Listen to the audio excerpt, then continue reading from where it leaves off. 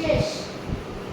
নিজের মতো করে একটা মনোভাব তৈরি করতে হবে, আমি কোথায় যাচ্ছি না, কিসের উদ্দেশ্যে যাচ্ছি, এবং সেটাতে একটা ব্রেক নেব। কিন্তু বলতে যাওয়া যাবে না। তারপরে আমি আবার শক্তি সঞ্চয় করব। এবার আমি তাকে টার্গেট করছি।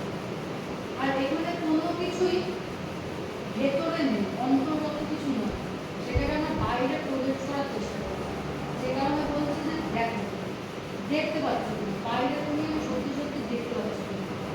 দরকার হলে কিছু পয়েন্ট করে নাও এখন যে আমি ওই যে শিখতে হয় ওটাকে টার্গেট করি, সেইভাবে প্র্যাকটিস করি, বাইরে কিছু একটা ধরে।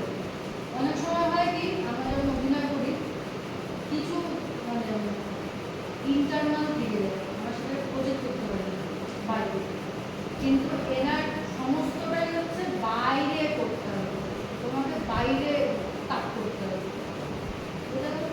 তাহলে আমিও পড়ে আছি, আমি পড়ছি, আমরা সবাই দেখছি, তাই তো? তাহলে এটা মনে রাখতে হবে যে অডিয়েন্স আমরা সবসময় দেখছি, সবসময়ের জন্য আমি প্রেজেন্ট থাকছি না, আমার সমস্তটা নিয়ে আমি অ্যাক্টিভ আছি না। এবং আরেকটা জিনিস কি করবো না, অন্তত এই মেথডের ক্ষেত্রে, এরপরে নিজে কিভাবে তুমি সেটা নিজের কাজে ইমপ্লয় করবে সেটা আলাদা। সেটা হচ্ছে তোমার কোনো মুড এমন কিছু অতিরিক্ত করবো না যেখানে আমার এনার্জি ক্ষয় যাচ্ছে। আমি তো এখানেই যেতে পারি, তাই না? আমি পা ফেলছি, এত কষ্ট করছি, এবার এখানে আমাকে ধাক্কা বাজানো পড়ে যাবে।